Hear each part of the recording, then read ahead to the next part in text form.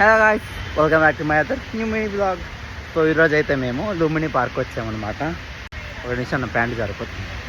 So Lumbini park వచ్చాను, తొందరగా college అయిపోయిందని చెప్పి నేనే కొంచెం బోటింగ్ పోదాం అది అన్నందుకు మా డార్లింగ్ తీసుకొచ్చాడు బోటింగ్.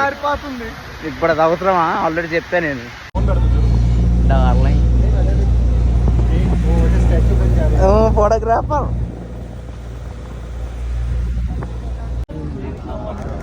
గాయస్ బుద్ధుడి దగ్గరకు వచ్చాం గాయస్. మేము